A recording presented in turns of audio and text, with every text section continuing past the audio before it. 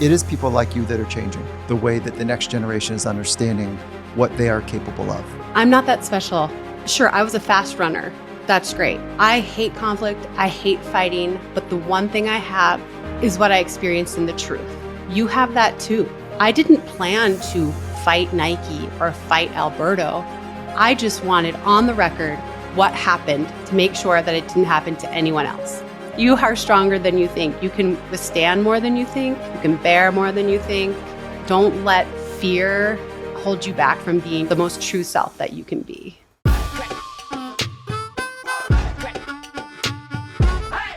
Kara, I am so excited. I've been waiting for 4 years to have this conversation.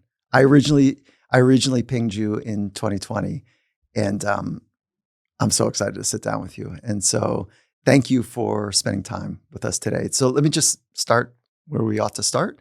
How you doing? I'm doing good, and I'm glad that we're doing this. I feel bad that it took 4 years, but I'm glad that we're actually going to have this conversation.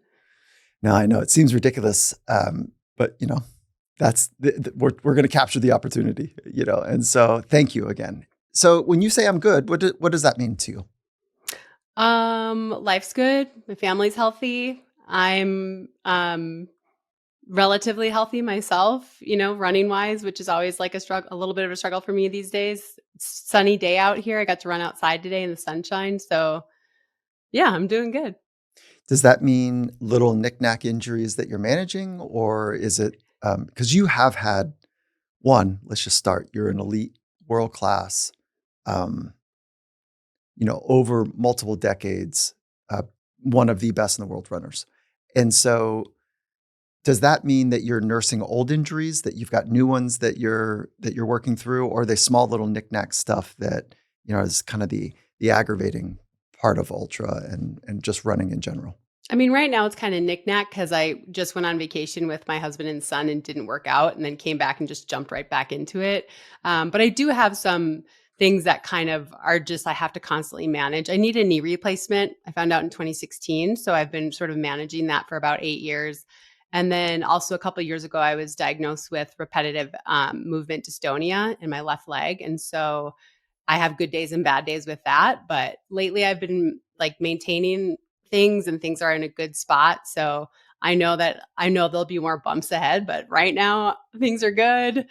And yeah, I'm able to run a bit, which I'm happy about. I want to start at the top before we get into like the way that you've managed your career, both from a physical and a psychological perspective. But flat out, you are a dragon fighter, and you're an inspiration to so many of us. And you've changed sport for the better, and it's going to continue to get better because of your voice.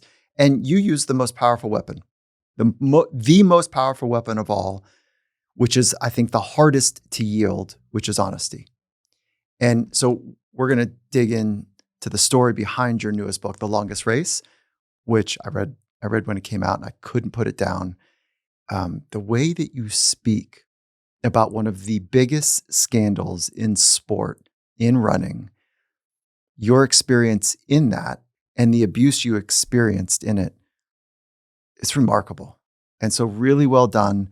I want to save that bit for a little bit into the conversation, because I'd like to start with something broader, which is your philosophy and your psychology and, how you operate.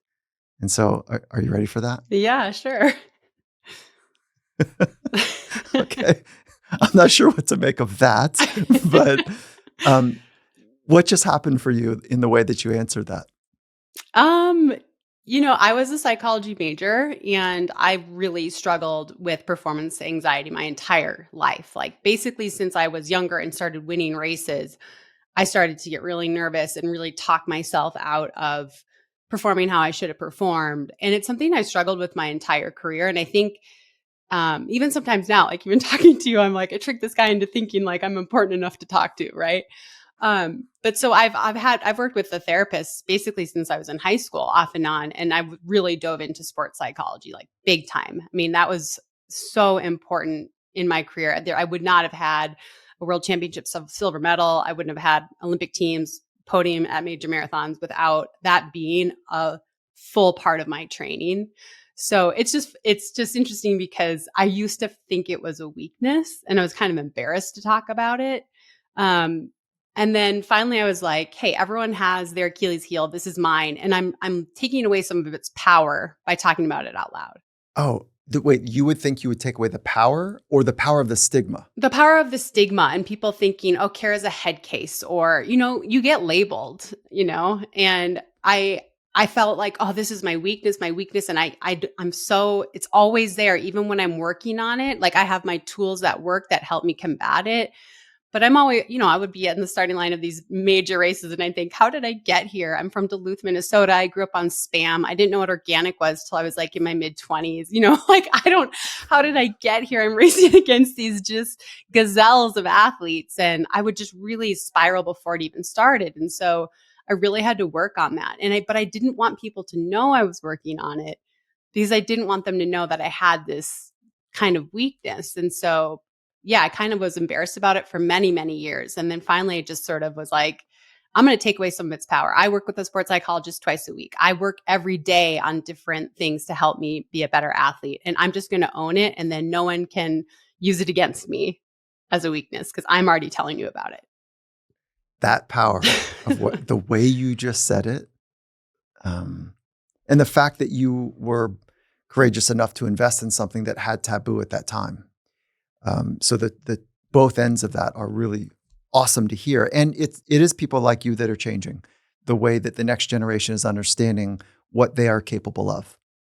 And so when we think about your potential, I can't imagine, when you think about mine or the listener, I can't imagine getting close to it without investing in one's psychology.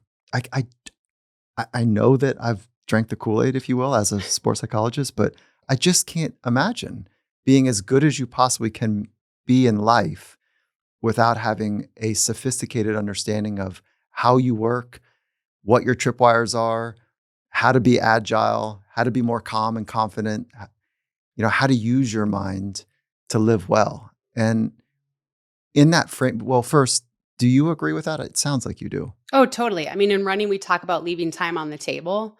And that's what I feel when people tell me they don't work with a sports psychologist. I just feel like you're leaving time on the table. Like everybody has fears, everybody has doubts. That's an inevitable part of life, but especially in running and especially in the marathon, when you're out there for over 2 hours, doubt creeps in. Your brain is telling you, this is hard. Why am I doing this? This isn't my day, and it happens to everyone. I don't care how good or how fast you are. So I just feel like if you're not working on that, knowing your cues, knowing the way your body and your brain operates, then you're just leaving time on the table. Time on the table. It's cool. If you oversimplify a model and you say, to be great, I've got to have the physicalness, I've got to have some technical chops, and I've got to have some mental skills. And you just think about those three: physical, technical, and mental. How do you allocate percentage of value? I mean, physical is really important. You have to put in the time and the work, right? Like That's right. there's no way around it. You have to put in hours on your legs and in the weight room and sleeping, the unsexy stuff that matters, like actual sleeping and resting. Um, and then what was the second one? Technical stuff like equipment? Technical, like, no, not necessarily equipment, but like technical meaning the way that your foot is striking, how you hold your arms, your technique. Yeah. I think technique for me would be the smallest portion because if you have a big engine and you're fit, you're going to be successful. That's more what I would consider really fine tuning.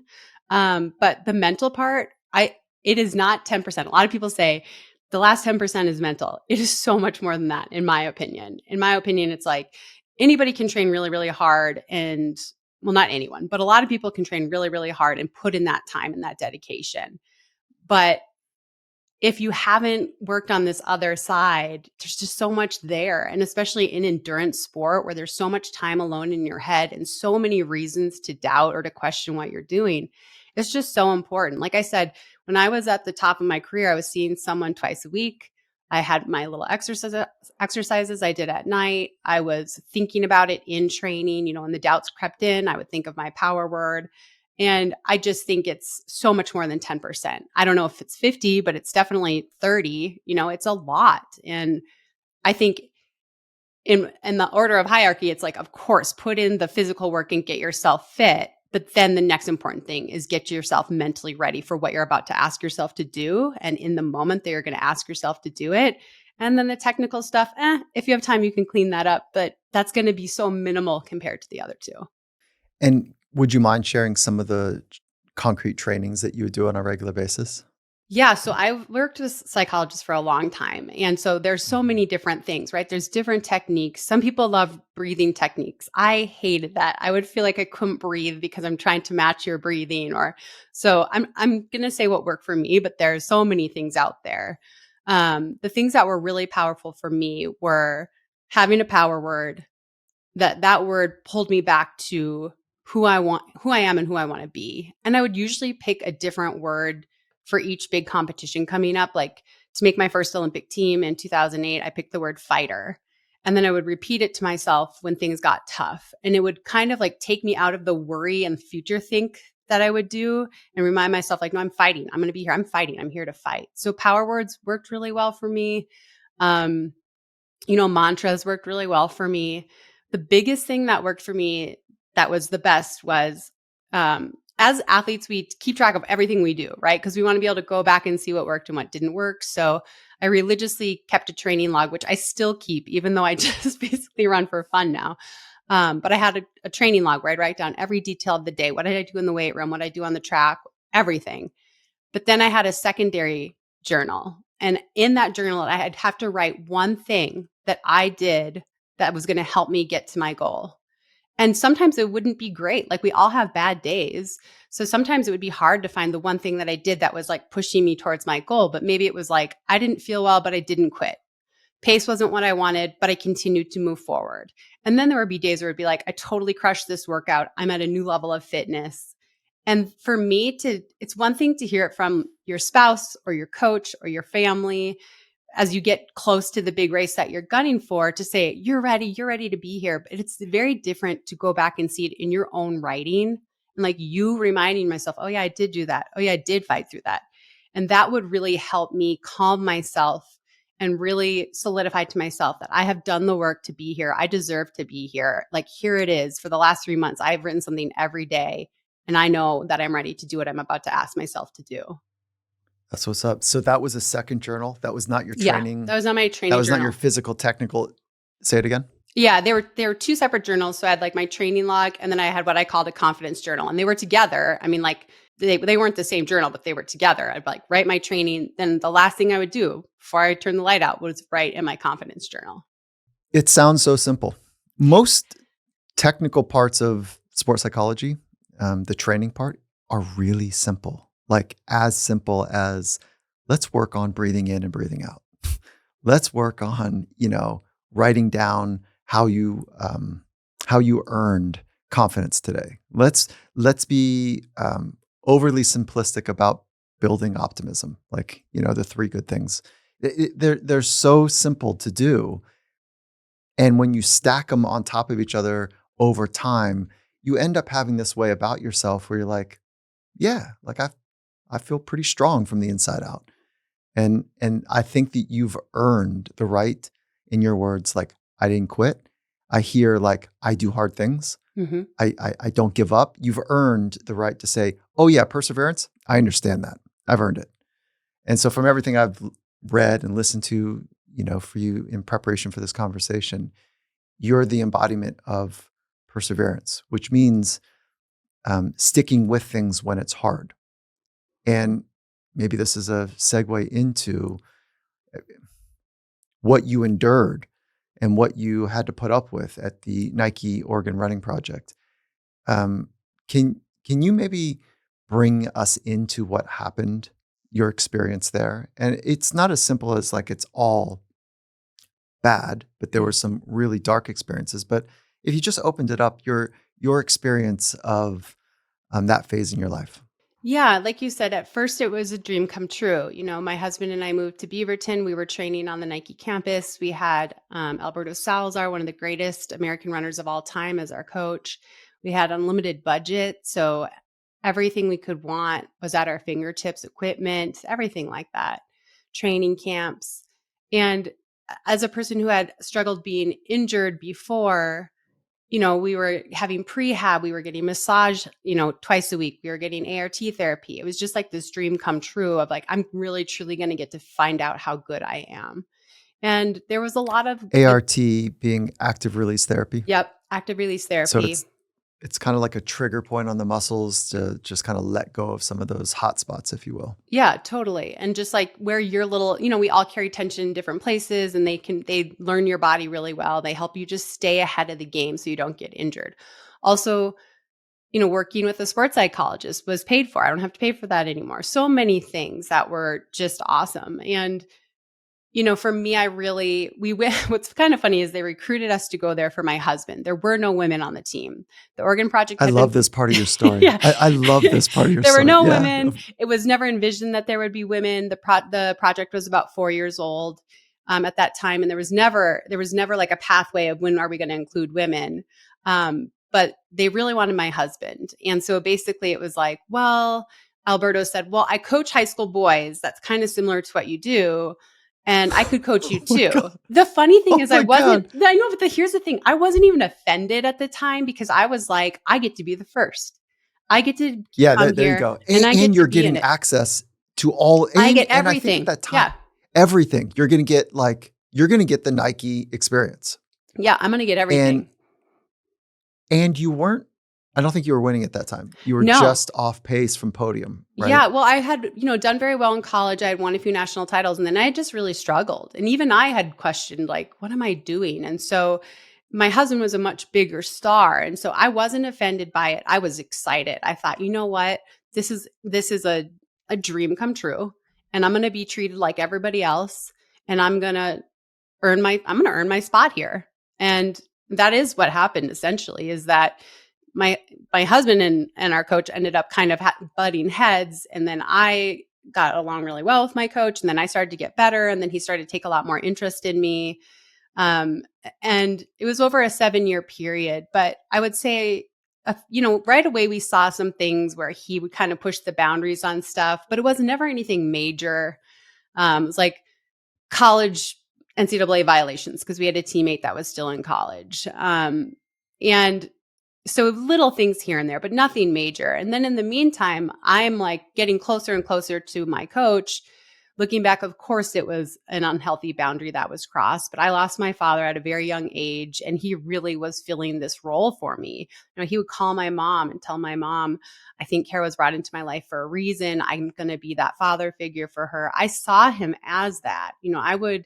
I trusted him wholeheartedly. And so not only did I trust him with my training, but I would open up to him about stuff from my childhood and things like that. And so I was just all in, and I trusted him so much. And, unfortunately, it ended up becoming more of an abusive situation where at the time I would not have used these words, but I've been educated since, where I was sexually assaulted by him, which, at the time I just made up as an accident or I was always trying to protect him in some way. But, nothing was so obvious in the moment. I mean, obviously the sexual assault was, but I was able to tell myself and talk myself into a way where it was safe, and it was okay, and it was just an accident. It's more looking back now at how I was treated and degraded and talked about, now all these years later, looking back, it's a very different picture. But in the moment, no one's perfect. He's the gatekeeper to my dreams. And so I was really able to compartmentalize anything that made me uncomfortable or was going to take away from what my ultimate goal was, which was to become an Olympic champion. I just put it in a box and put it away. And I think I learned to compartmentalize at a really young age when my dad died. And it helped me survive that situation. You just shared so much in Sorry. that last 3 minutes. No, because it's evidence to me how much work you've done, the way that you can so clearly understand how this was happening. And if we start at the beginning, it's like, I was really excited to get this experience. And then it felt like, oh my goodness, this is what a great coach is. he sees all of me. He's got a relationship with my mom. He's connected to, um, the exciting future that I could hold. We're very clear of what the goals are. There's a working relationship that's amazing. And I would imagine some of the boundary pushing stuff, it starts to get fuzzy. Like, is this what high performance is? Is this how it happens? Like, of course we push boundaries. Of course we push edges. Like, is this breaking the rule, or is this how high performance takes place? Like, it's fuzzy in some respects. I mean, rules are rules, but we are trying to break the rules, break the times. We are trying to push past what anyone else has ever done or what we've ever done. So the best in the world are always right up in that gray space. And again, I'm not talking about ethical violations. I'm talking about performance um, barriers or perceived barriers. And so I totally get it. And then there's a gracefulness that you have when you say, everyone makes mistakes. And maybe he just made a mistake. And just to be concrete, we're talking about it was not sex. You did not have sex with him, No. but you were sexually assaulted by him. And Right. it was during, according to what I read, it was during a massage. Is that right? Correct. Yeah. And so, which is odd that a coach would be giving a massage. How did you square with that? Like, this is just what great coaches do? He's an expert? I did think it was weird when we first moved there because we had massage therapists that were a part of the program. But he would often, on training camps especially, just give us little massages. And you just lay down in front of everybody and he would pull your shorts way up and expose you and just massage you. And my first year there, I thought, oh God, this is awkward. People can see me. But it was so normalized, like no one said anything. And, he was massaging everybody, not just me. And so I remember thinking, wow, he is just so dedicated. I've never had a coach that's this dedicated. That's how dedicated he is. He's going to give me a 20-minute massage right now because I just did a hard workout because the masseuse isn't coming till tomorrow or whatever it was. So it's interesting looking back because definitely the first year, my husband and I were like, that's different. That's different that he is touching us like that and doing that. But then it just became so normal. And also, I'm thinking, who am I to question this? He won New York. He won Boston. He's an incredibly Yeah, he's got successful. he's got a legacy. There's a building of him on the Nike campus he knows what to do. I don't. I've never been as far as I've never achieved the things that he's achieved. And so it's funny how my initial reaction was that's weird. And then within a couple months, it was just totally, totally normal. So let's just look at or see if we can open up the intuition and the rationalization part. So your intuition, you and your husband both were like, this is weird. And then the rationalization is, but who am I? Mm-hmm. And, it's against this giant of success and this conglomerate of excellence. So who am I? So there's some research around folks that survived an abduction. And so meaning they were abducted, they were taken to a secondary location and somehow they got out. And there's a theme that cuts across that, which is many of them say, I felt something weird, but I didn't want to scream. I didn't want to make a scene. I didn't want to be the weird one. And so I kept my mouth shut. I'll never do that again. Because if they would have made a scene, maybe that perpetrator would have been startled and run away, or at worst gaslit the person like, whoa, what are you doing? But they didn't. And so I'm wondering, if you were to play it back again, how would you navigate that? Because I think you and I are speaking right to the listener that understands that even if it wasn't a sexual assault, a verbal assault, an embarrassment, there's so many things that we could point to that I think all of us have felt. So if you could open that up, how would you do it differently, or what did you learn that you'd like to pass forward? I think kind of what you said about intuition, I really stopped listening to mine. I stopped trusting it. I started to just ignore it.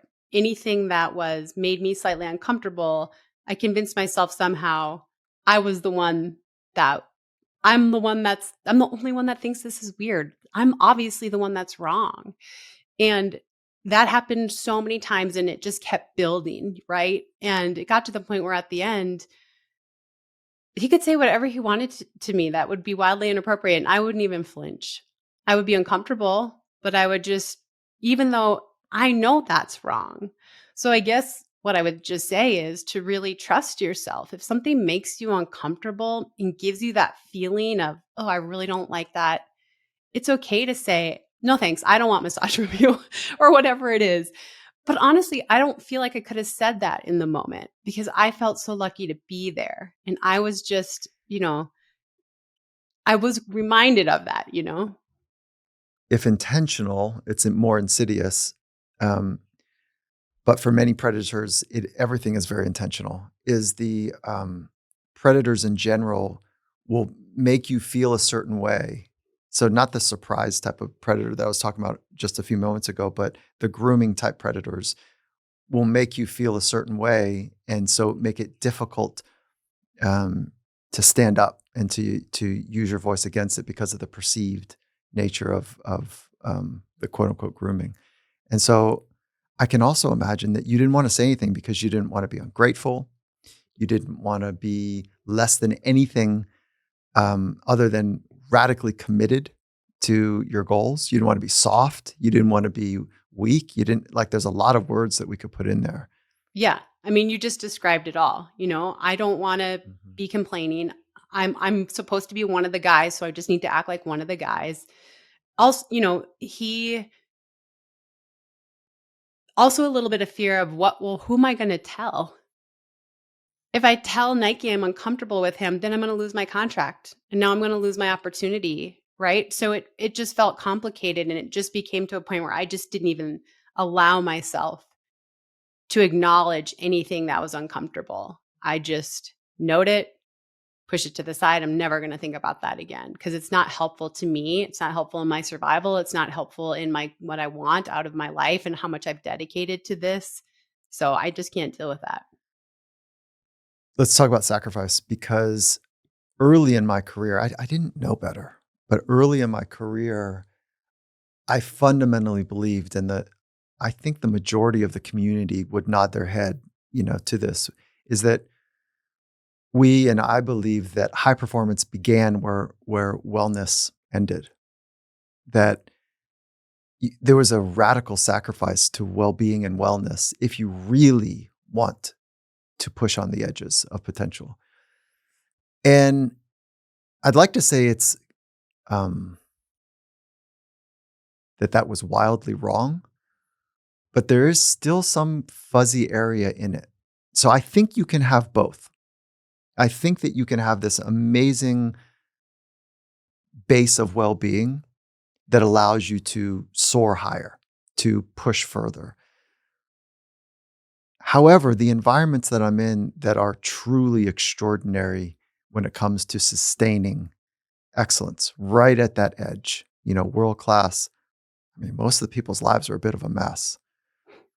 And I'd love to get your take on it. You have your unique experience, but your experience is also what's the right way to capture this? Like, I think there's so many of us that have sacrificed so much for what we think we want, but we've given away so much of our integrity and self by not putting a tall flag in the ground. Like, that is not okay. And I'm not doing that. And I'm not running on a broken knee or a concussion or a whatever. So, my question is like, how are you thinking about that blurred boundary? Or maybe it's very clear for you, and I want to learn all of it between the base of well being and the edge of high performance. I think you have to be willing to go to some dark places to be an elite athlete, or just talking about my own circumstance. I would be really willing to go to dark places in training, especially in races, um, to just ignore everything my body is telling me to accomplish the goal at hand. I think back to that time though, and even when I was accomplishing big goals, a lot of them felt very hollow because I hadn't enjoyed the process to be there. And my family wasn't really a part of it because I was very isolated from them. And so the second half of my career, when I left this situation, I was telling you before this, like I missed the Olympic team in 2016, the top 3 go, I finished 4th at the Olympic marathon trials. And yet that was the happiest time of my career. I was so fit and I was still going to dark places in training and I was still sacrificing a lot. But because my loved ones were a part of it and because I trusted everyone that was invested in the ride, I loved it so much. And even though it didn't end the way we all had hoped, that was much more fulfilling than anything I had done prior. Okay, so was that the story that you shared when you're crying in the shower crying? And what a great place that is to cry because you can't tell. That was at the 2012 Olympics, I think. That was after, yeah. That was yeah. That was a really good. Well, let's talk about that in a minute. But okay, I want to be really clear though that abuse is not tolerated in elite sport. Like, so I know what I just shared, that edge between high performance and well-being, and I mean nothing about abuse here. And because I fundamentally believe you can have full integrity, speak your mind, and still be your very best. Yes. Of course. And I think what you and I, just to be clear for the listeners, what we're talking about is the dark places that you talked about, the commitment to push to the edge and sometimes ignore, sometimes be sacrifice a lot to be on the road as much as you were on the road, meaning running. Carrie Walsh Jennings, I don't know if you know Carrie Walsh Jennings. She's one of the most celebrated beach volleyball players ever. 5 games, 5 medals, 4 gold, and 1 bronze. And I had the opportunity to work with her after her second and onward. And she says, I said, okay, so we sat down, and this is all public, so I'm not sharing something out of turn. There was a conversation about what do you want to work on? She says, I know how to be the best in the world, and I've done it across 2 cycles. However, like I want to do it differently. I want to be part of my family. And I do not want to have another gold and do it the way that I've done it before, which is like stranger to my spouse, stranger to my family. Yes. Do you think that it is possible to be on the world stage and have a dual path in that way? Yeah, I do. Look, my coach on the second half of my career, the end of my career, he wasn't easy on me. He wasn't like, oh, whatever you want to do today, you can do today. He held me to task. This is what you're doing. You got to this is what it takes. But he wasn't, it was all for a purpose of running fast. He wasn't criticizing who I was as a human. He wasn't questioning my marriage. He wasn't making sexual comments about me, right? It was like, I trusted him to push me to be the athlete I need to be. And it was that's what I needed. I'm not going to be able to push myself on my own. I know myself. I need someone that I trust to push me to be the best I can be. But at the same time, he didn't care if I wanted to bring my son somewhere or if my mom was visiting and she was going to come by the track. That was welcomed. Like Kara as a whole is welcomed. When I left practice, he was like, okay, I'll see you in 2 days. You know what to do until then. Instead of constantly checking in and telling me that, other people are going to tire me out. That's going to cost me energy. And so I lost so many years, with my family. And it's hard. Some of the biggest moments, they weren't there and they weren't even welcomed in, And was it worth it? I mean, if I could go back, I'd do it totally differently. I would never shut them out the way I did. I would never do that if I could do it again. Yeah. What are you feeling right now? I'm feeling sadness for just who I was then, I know I accomplished a lot. I've been through enough therapy that I know I did the best that I could do. But I still sometimes feel sad looking back about all of the things that should have been celebrated, that were literally dreams come true, that I didn't share with the people I loved. And it's just, I don't know why it's making me cry. It just is. How much of the what you're feeling right now is about bringing up really hard times, the abuse bit, and how much of it is about, no, I just what I'm most sad about is that I didn't know how to pull my family unit into my world. And maybe it's both. It's mostly the second, which is just that the program I was in, it Mhm. was very it's us and that's it. And you don't need anybody else. Everybody else is a distraction. And, you know, like I only got to have Adam because he was on the team. Otherwise, he wouldn't even really be in the group. Yeah, could you imagine if you're, like, completely alone in the experience? Like, No. yeah, right. Yeah. And so mostly I just Yeah. look back and I feel sad that that happened. I feel sad for the person that I was and that she didn't feel like she could say, "No, I don't want to do this, not like this." What does that mean, Kara, that I'm sad for the person I was? Because I love my family. I love being a full human. I love working really, really hard, but enjoying the success that comes from that. And I feel like the best years of my career, I didn't get to do that. I didn't get to be my full self. I didn't get to truly celebrate. Everything was like, yeah, you got third at Boston, but you should have won. Yeah, you got second at Worlds, but you could have won. And it was never, we never just took a beat to say, I just got second in the world at the World Championships, you know? Um, and I just don't want that for other people. Oh, look at that. Yeah. That specifically, before we get to the second part, that specifically, when I did, I reread the audio or listened to the audio version, which you did a great job there as well.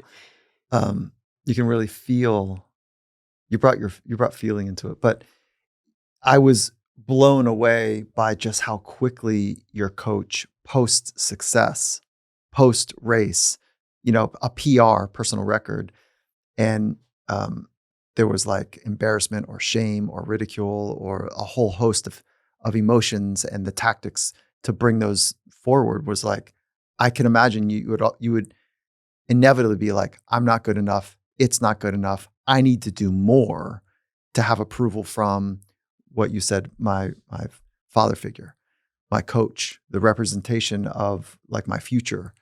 And so what that was like if anyone's reading that is a coach, there are better ways. Yeah. And I think if you have a high performing athlete, no one's going to be harder on them than themselves. And so, Period. yeah. And so it's like, let's take a moment. If the race was a disappointment, let them mourn it. Let's learn from it. But I think piling on when the athlete is down, it's so hard. And then I felt like I was always trying to make up. Let me win this. It'll make up for that. Let me do this. It'll make up for that. Let me run this time. It'll make up for that. Instead of ever just being present, racing, enjoying what I was doing. I mean, you worked with so many athletes. There is enjoyment Mhm. in the process, in the schedule, in the ritual. There's enjoyment in that, or there should be. Let's just be really clear. There's something here that you love deeply, because to be as good as you are takes time. And it's a lot of time under tension. And if you don't love the purity of it, if you don't love it um, in and of itself without tension, and you don't love it with tension, you just can't get enough time under your belt to be even close to what you're capable of. But so there's joy in running somewhere for you. It sounds like you've got that back. Yeah, I mean, I love running, and I think it's because the way it started was it was time with my grandpa. My grandpa was a lifelong runner. He wasn't a racer. He ran for really he ran for mental health, which we discussed a lot later in life because that's not what they called it back then. Um, and I felt joyful when I ran with him. It was time with him. I felt joyful as a youth running in the woods by my house. All those things made me feel good and happy. I liked the way it felt to push my body. I liked the friendships I formed. And I lost a lot of that for many, many years because it became only about results. But I was lucky enough to be able to really rekindle that and remember, why am I doing this? How did this all start? And it all started from, a place of joy and happiness. I pulled a quote from your book, and let me read this to you, and for the listener to really understand this other type of insidious coaching that took place. So this is in the Beijing Olympics. I ran a new PR, 30:55. Is that correct? Yes. And you took 10th place. Though I'd run the fastest I had ever had in my life, I still felt like a loser. It was hard to tell the difference between where my sweat ended and my tears began. Then your coach says, "You're not a track athlete. You're not fast enough." Then your mindset coach pulled up and said, "You quit." I mean, that's, tell me how you want to be coached. That was my first Olympic Games. I still had another event left. This is literally my childhood dream coming true. I didn't medal. That was the hope we all had. But I ran the fastest time of my life by, at the time, I think over 20 seconds. And it just wasn't good enough.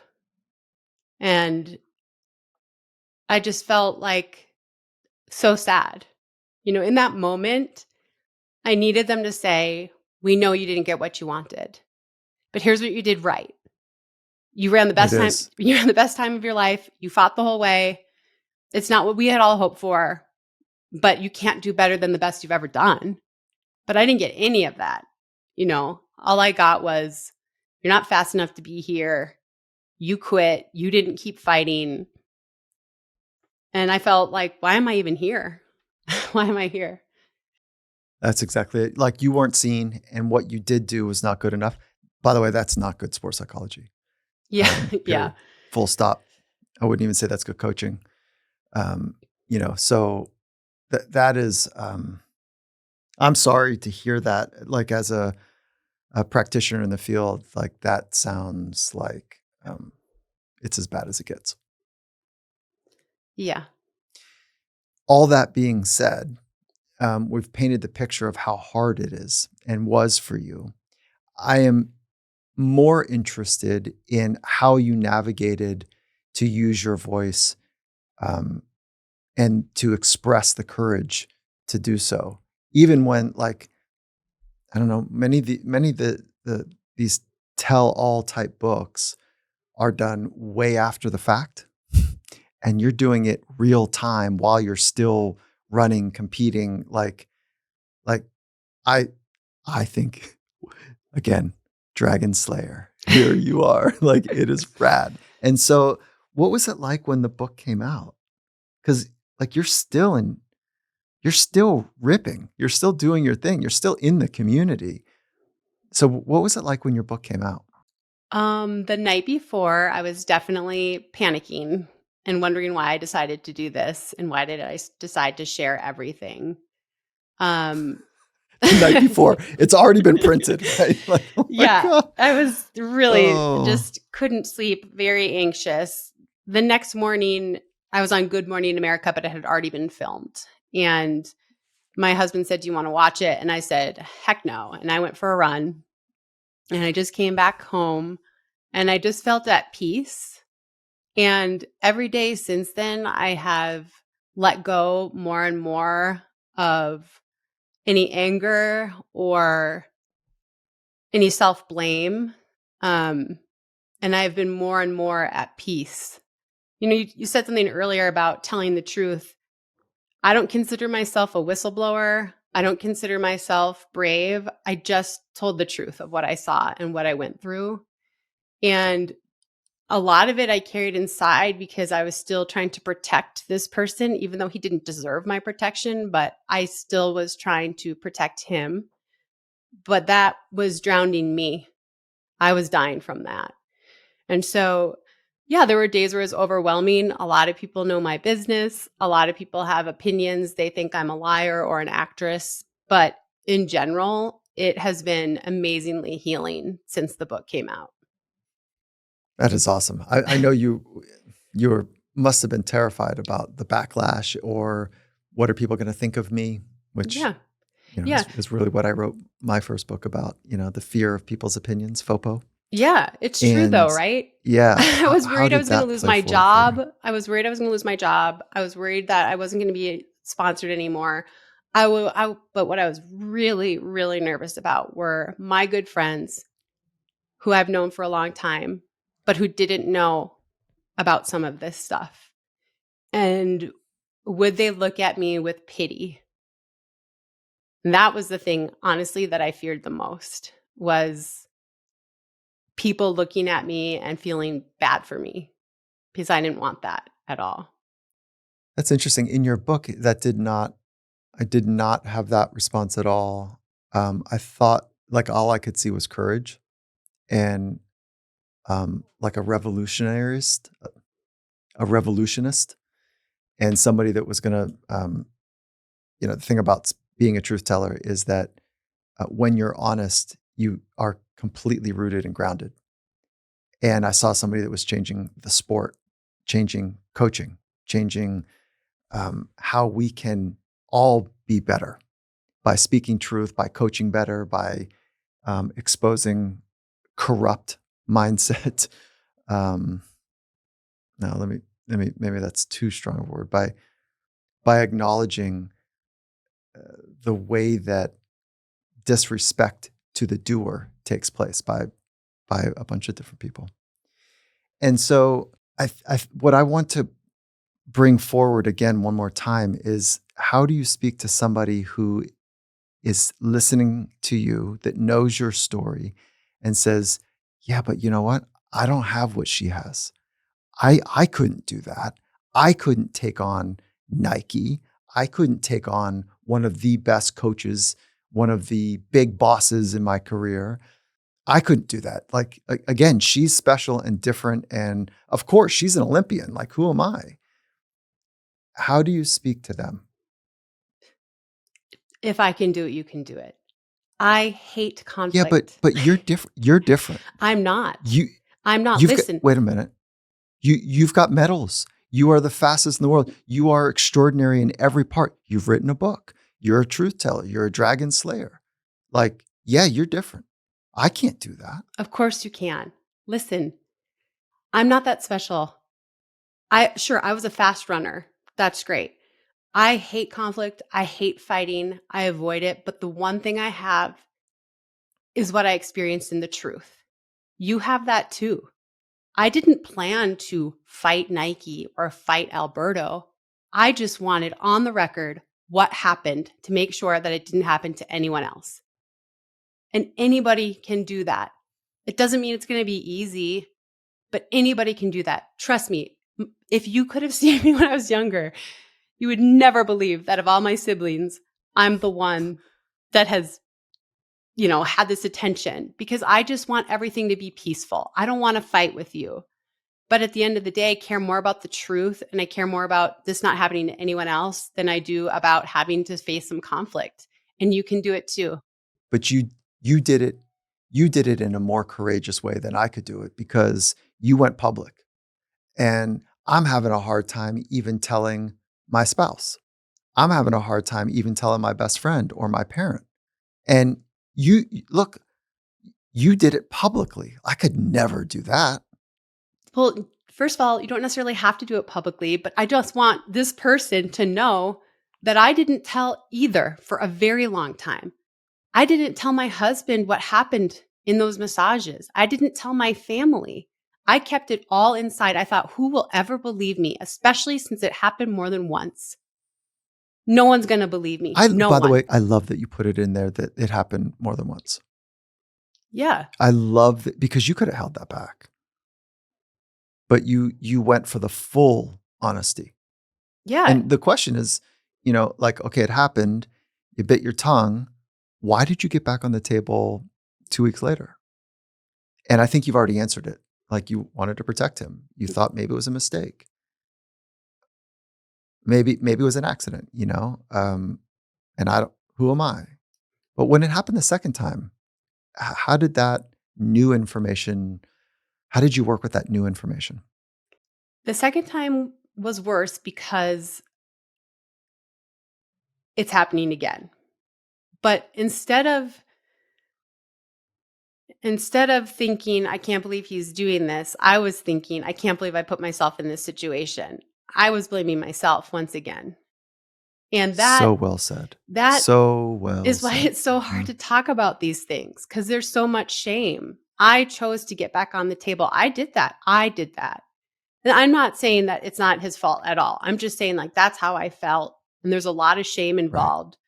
And that was another reason why it was very important to me that that was in the book. If this could happen to me, who is the Olympian, who is winning races, it can happen to anyone. And I don't want anyone to feel like they did something wrong. My life looked perfect on the outside and it happened to me. So it could happen to anyone. When you put that part we're talking about, when you got on the table again, I was like, oh, I see you now. That you are writing from real truth. And that's when like my hair stood up. I'm like, hero status, because you did not, again, I said it earlier, you didn't have to put that in. And the fact that you did made you that much more vulnerable, and in return, that much more courageous. And so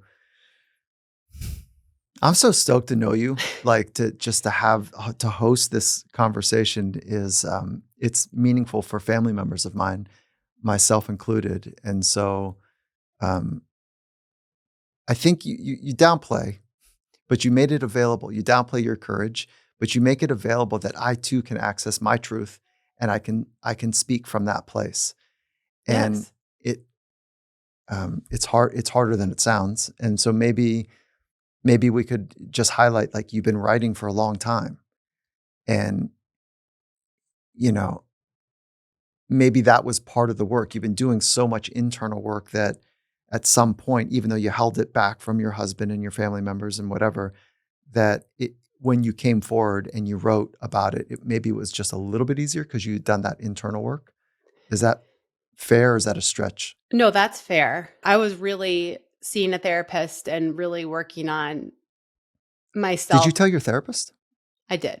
Not Yeah. then, because Oh, my not when it therapist happened. no, because my therapist then was paid by Nike on the dime, a member of the team.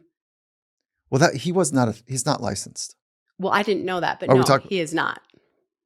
Yeah. So, okay. But you didn't know that at the time. You thought that this was supposed to be my person. Mhm. And, but it really wasn't, because you saw through that, who he was paid by. And you didn't have a second person. Of course you didn't, because you're not supposed to. That's not a best practice. Okay. So when you went back to therapy, um, did you bring that forward in therapy? I did, but it was much later. It was after I had left the team. I see. Honestly, the first time I spoke about it, I immediately regretted it. I was in a meeting preparing for a hearing where I had to testify against my coach multiple times across different cases. And I just said it, and I don't know why I said it. I had hinted earlier. I said, well, there was 2 occasions that were very uncomfortable, and there was no follow-up. And I thought, okay, well, that was the window and it's gone. And this was at least a year later, and someone did follow up, and I just said it. And I'm not going to lie, I was so upset that I said it, because I hadn't talked to anyone about it. I was driving home, my teeth were chattering. I knew now I had to tell Adam, I'm not ready for this. I am not ready for this. And it, it was, Oh, I can laugh, but it was yeah. Oh, I horrible. know the It was feeling. horrible. Yeah. It's just like, Oh my why did I God. do that? Why did I say that? Why did I tell this person that? And then that, of course, Oh, I had led a me. moment Yeah. where, as a licensed psychologist, one of the first things that by law we're required to do is there's like a handful of agreements that we need to make explicit. And one of those agreements, if you're going to commit suicide, um, like, we break confidentiality. If there's sexual abuse, elder abuse, fill in the blanks, like, we break confidentiality. And oddly enough, 2 adults, if there's physical abuse between 2 adults, it's not reportable. Now, if it's child abuse, it is, of course, reportable, mandated reportable. And so I said this to a young athlete. It was just kind of standard protocol. And we started getting into the meat of our discussion. And she just listened. She's like, okay, yeah, I understand. And then it was good conversation. And her dad come back. She was a 14-year-old softball player. And um, her and her dad came back the next session. And I could tell that she had something on her mind. And so I said, hey, Dad, do you mind giving us a little bit of time? I'll pull you back in at the end of the session. And sometimes parents are in, sometimes they're not. And so she said, what were those 3 things that you talked about? I said, oh, to myself, I was like, oh, okay. Mandated reporting for suicide. And she goes, yeah, no, not that one. And I said, mandated reporting if there's elder abuse. She goes, no, not that one. And I thought to myself, oh, she's walking right into it. Does she want to go there? And I didn't want to trick her in any way. And she says, yeah, I need to talk. I need to talk about the other one. And then I could see exactly this is the first time somebody reported to me. This was like 20 years ago. And I could see exactly in her what you experienced, which is, oh God, I don't want to actually bring it up. No, can I take this back? And it was like too late at that point, And so I said, I just shared with her, like, look, we're going to take care of you. And the adults in the room did. And I don't know how you would have felt about it at that time. She was pissed. She was pissed. I asked her what happened, and she told me. It was her coach. And she shared all of the details, and it was insidious. And she says, actually, I don't want to talk about it anymore. And can we not tell my dad? Mm. So when you say, like, I wanted to take it back, I think it's a universal type of thing. There's this sense of relief, and there's this sense of fear of what's next. And it's that combination of the two that is like a roller coaster for sure. Yeah. I mean, the next day, USADA said, we have to report it to Safe Sport. And I said, I don't want to talk to anyone. I was never planning on ever telling anyone this.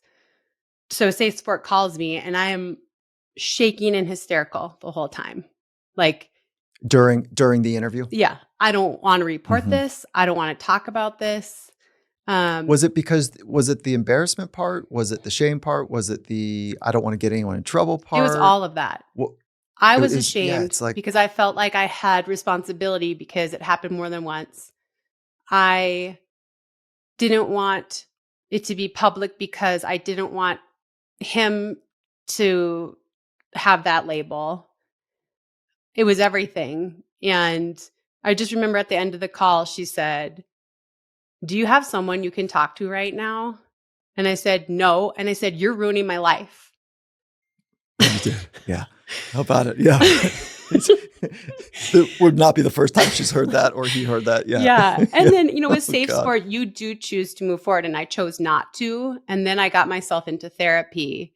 And over time, I realized that I did actually, in fact, want to see this through. So it was another year or so later that I actually went. So Safe Sport, they have a system where they reach out to you 3 times afterwards. I just blow them off. Fuck you. I don't want to be a part of this. Yeah. I'm good. And once they had finally moved on, and then I had started my own healing. And then I thought, oh man, I'm part of the problem, not the solution by not doing this. Okay, Dragon Slayer, what do you really, really, really, really want? Out of life? Yeah, like you've got a full life now, okay? And like, what do you, when you get quiet and you connect to your heart, what do you really, really, really want? I just want peace with my family. I mean, it's so simple, but that's what I want. It's kind of funny. I got offered a job this fall, and I said, it really doesn't make sense for my family and I to move at this point. My son is in 7th grade. And the person said, hey, there's an amount of money for anyone. And I thought to myself, what would I want if I had more money than I could have ever imagined? And you know what I want? I want what I have right now. I just want to be in the sport that I love, with my family, super involved in my life again, like they are. And that's what I want. Yeah. Oh my God. That to me feels like success. Yeah. So there's an Olympic team I'm working with right now. They just got the nod that they're going to the games. And I've been asking them a bunch. I want to ask you this question. And I've been asking them this question a bunch to wrestle with. And it's like a two-part question. I haven't got to the second part yet. So the first part is it's at the end of the day. So one of my guiding philosophies is that every day is an opportunity to create a living masterpiece. So there's some esoteric nature in there. But so I start with them just asking them, was today successful for you? And it's a group, it's a text chain amongst the three of us. It's a two-person team. And at first it was like haphazard, kind of like, yeah, I think it was pretty good. I tried hard. It was like loose. And then as I kept asking the question, it begs the question like, well, what is a successful day? Like, how do I know? And so when you think about a successful day, that's part A. And part B is like what makes today a living masterpiece. But let's just do part A. When you get to the end of your day, um, how would you describe a successful day? Oh, that's such a good question. I think I still like to push my body. So I had an opportunity to push my body in a way that felt good. I think I was able to do something in my work life that is fulfilling to me. Like right now, I do commentating for races. I really enjoy that. It makes me feel like I have a place in the sport. And I was able to connect with the people I love, even if it's just a quick text.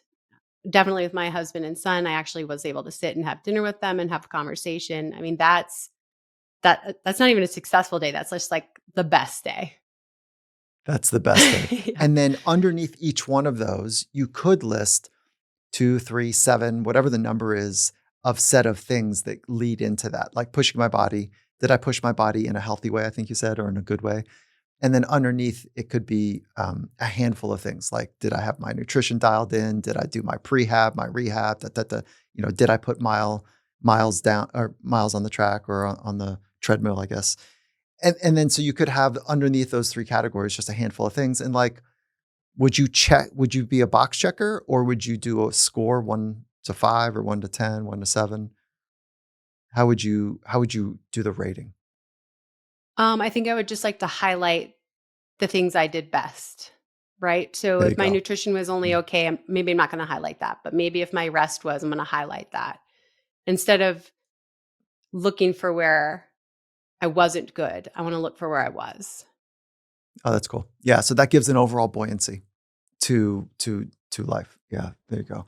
When you're in the heavy thick of racing, would you pick the eyes out? That's a terrible metaphor. when you where you're in the heavy part of racing, would you shine the light on the 3 out of 10s and the 4s out of 10s, or would you shine the light on the 8s out of 10s, which is what you just suggested that you do? I mean, back then I was really focusing on where there, like I said earlier, where there was still time on the table. So I would be focusing on the negative, not the negative, but the things I didn't do as well. How can I get those better? But in my confidence journal, which I wish I had done my entire career, but I didn't, I would only focus on the positive because that's the whole point. I'm just reminding myself of what I have done right so that I know when it comes to that big moment that I deserve to be here. And I've done everything I can do to be ready to be here. In my book, you've earned the full right to be here in this present moment, wherever your feet are. And so, Kara, I've said it 5 times, like, thank you.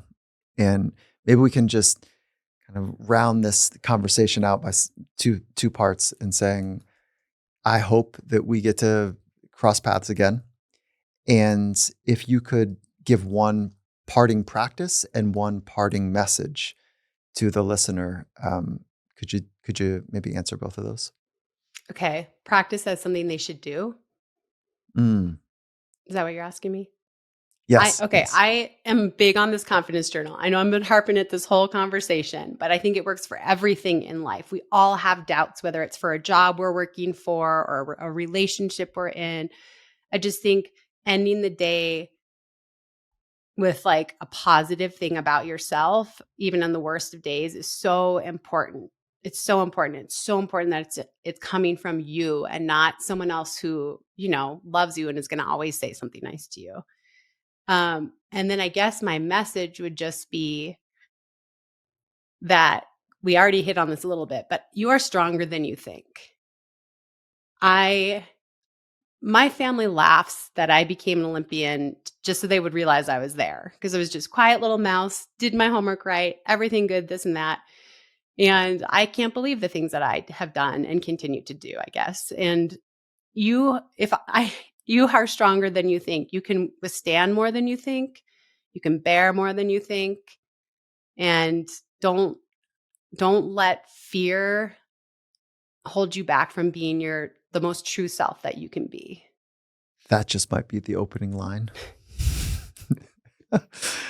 All right. Is there anything like I just wanted to make sure that I was doing my best job to bring your genius forward? And is there anything that I misspoke about or stumbled on or missed in our conversation? No, I don't think so.